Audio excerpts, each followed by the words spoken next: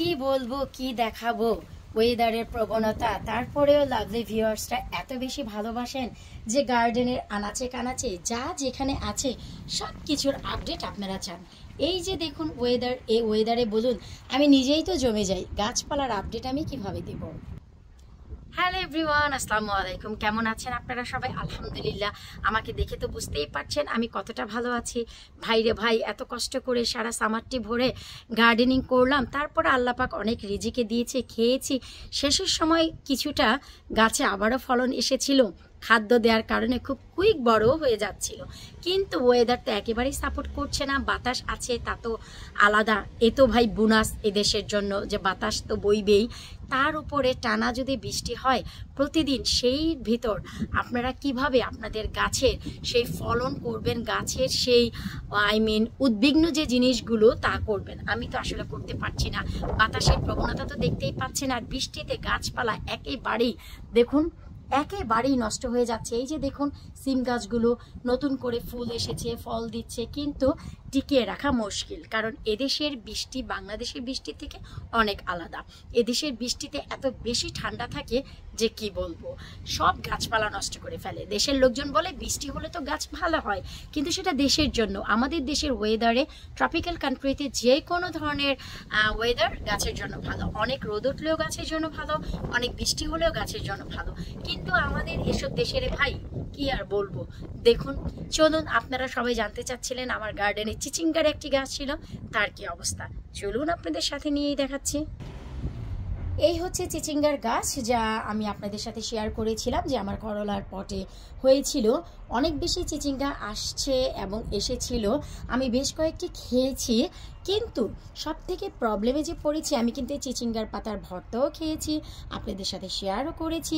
এই যে দেখুন এখন অতিরিক্ত বৃষ্টিতে ঠান্ডায় গাছের কি অবস্থা।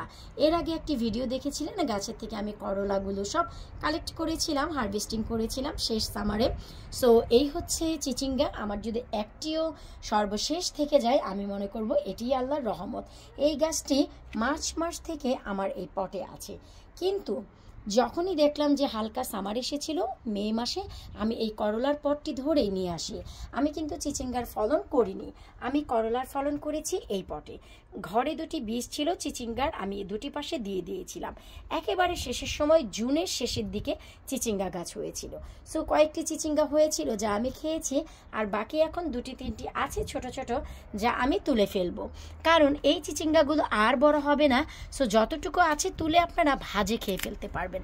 এই যে দেখুন, সো আমি চিচিঙ্গাগুলো তুলে নিচ্ছি, তুলে আমি এগুলোকে ভাজির জন্য ব্যবহার করব। কারণ যদি বড় হতো, যদি আরও কিছুটা সামার পেত, তাহলে কিন্তু এগুলো দারুণ মাত্রায় বড় হতো। কিন্তু এখন তো আর সামার নেই রে ভাই, সম্পূর্ণ উইন্টার চলে এসেছে। তাই এই যে একটি দুটি কিছু চিচিঙ্গা আছে আমি তুলে নিচ্ছি। চলুন দেখি গাছের আনাচে কানাচে আর কোথাও দেখা যায় নাকি। এই যে ছোট ছোট দেখা যাচ্ছে, এগুলো আর কি তুলব রে ভাই, এগুলো এমনিই যা ঠান্ডাতে মরে যাবে জানি। আর এই যে অজস্র চিচিঙ্গা এসেছিল, আমি যে টিএসপি সারটি দিয়েছিলাম, যার কারণে দ্রুত হারে অনেক চিচিঙ্গা এসেছিল। এই যে দেখুন, পটাশিয়ামও দিয়েছিলাম, যার কারণে তো ফুল ফল দিয়ে একেবারে ভরে গিয়েছিল। সো আমি বেশ কিছুটা খেয়েছি, আর বাকিগুলো আসলে খাওয়ার কিসমত হয়নি। এই যে দেখুন একেবারেই ছোট ছোট। এখন এগুলো কি করব, গাছে মরে যাওয়ার চাইতে আমি মনে করি তুলে ফেলাই অনেক বেটার। এই যে দেখুন, গাছে মরে গেলে অনেক বেশি খারাপ লাগবে। সো এগুলোকেও আমি তুলে নিচ্ছি, কারণ হচ্ছে আপনি যে চিচিঙ্গার যত্ন দিয়েছেন সেই অনুযায়ী আপনাকে চিচিঙ্গাও দিয়েছি। এই গাছকে কিন্তু অপমান করতে পারবো না। অধিক মাত্রার চিচিঙ্গা তো আমি সামারে খেয়েছি, তা যার বেশ কয়েকটি ভিডিও আপনাদের সাথে শেয়ার করেছি। একবারে শেষের সময় আমি যে খাদ্যগুলো দিয়েছিলাম, যার কারণে এই যে দেখুন আমার যে চা পাতা সার, শুকনো জৈব সার যা পেয়ে, এই যে দেখুন পাতাগুলো কিন্তু একেবারেই সবুজ আছে। আর পটাশিয়ামের কারণে এই যে দেখুন প্রচুর পরিমাণে চিচিঙ্গা এসেছে। কিন্তু কি আর করার রে ভাই, দুর্ভাগ্য। এ পাশেও দেখুন, এ পাশেও এই যে দেখুন চিচিঙ্গা কত পরিমাণে এসেছে। কিন্তু ওয়েদারের সাথে কি যুদ্ধ করার ক্ষমতা কারো কি আছে রে ভাই? সো আমারও নেই। তাই এই যে দেখুন একটি দুটি যাই পেলাম ভাজি করে খেয়ে ফেলবো, এটাই মনে করব শুকর আলহামদুলিল্লাহ। রিজিকে ভাই এইটুকুই ছিল শেষ সামারে। এই যে দেখুন একটি দুটি যাই কুড়াতে পেরেছি গার্ডেন থেকে, তাই নিয়ে এসেছি। নিজের হাতে লাগানো রে ভাই, কেন ফেলে দিব? সামার ভরে যখন বড় বড় হয়েছে, এত স্বাদ করে খেয়েছি, আর এখন গাছের শেষে অল্প দুটি আছে বলে ফেলে দিব? তা কেন? এগুলো ভাই আমার নিজেরই সন্তান।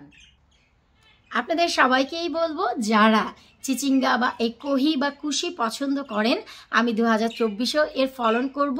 চ্যানেলে অবশ্যই নজর রাখবেন। আমি ফেব্রুয়ারি মাস থেকে এই চিচিঙ্গা, কুশি বা কহি এর জার্মিনেশন পদ্ধতি স্টার্ট করব, এবং কিভাবে এর জার্মিনেট করতে হয়। চিচিঙ্গা গাছে জার্মিনেট বা বীজ জার্মিনেট একটু আলাদা অন্যান্য গাছের থেকে। সো আপনারা অবশ্যই নজর রাখবেন এই চ্যানেলে, তাহলে জানতে পারবেন যারা পছন্দ করেন যে এই ফলটি আমি কিভাবে তৈরি করি একেবারে শুরু থেকে। আর্লি স্টেজ থেকে আপনারা দেখতে পারলে সামার ভরে ভুড়ি ভুড়ি চিচিঙ্গা খেতে পারবেন। আমি বেশ কয়েকটি ভিডিও আপনাদের সাথে শেয়ার করেছি, আর বড় বড় চিচিঙ্গাগুলো পেরে পেরে খেয়েছি, যাও শেয়ার করেছি। অনেক কিছু আছে আসলে যা শেয়ার করা হয় না, অফ ক্যামেরাই হয়ে যায়। আপনারা অনেকেই মনে করেন যে এই ইউটিউব অথবা এই ভিডিওর চতুর্দিকে আমাদের জীবনের সার্কেলটি, আসলে তা না। অফ ক্যামেরায় আমাদেরও আপনাদের মতো জীবন আছে, লাইফ আছে, ঘর সংসার আছে, স্বামী সন্তান আছে। আমরাও সংসার করি, 24/7 বাচ্চাদের লোক আফটার করি, ঘরে রান্নাবান্না করি, বাচ্চাদের স্কুলে নিয়ে যাই, নিয়ে আসি, বাচ্চাদের জীবনের সমস্ত চাহিদা পূরণ করে আমার নিজের এই শখটুকু পূরণ করি গার্ডেনের জন্য। সো এটি হচ্ছে আমার সেকেন্ড অপশন। ফার্স্ট অপশন হচ্ছে আমার স্বামী সন্তান, আমার ঘর সংসার। সো অবশ্যই চ্যানেলে নজর রাখবেন। 2024-এর জন্য আমি চেষ্টা করব এবছর নতুন করে নতুনদের জন্য সব জার্নি শুরু করতে। বিদায় নিচ্ছি আজকের মতো। পরবর্তী ভিডিও দেখার আমন্ত্রণ জানিয়ে আল্লাহ হাফিজ।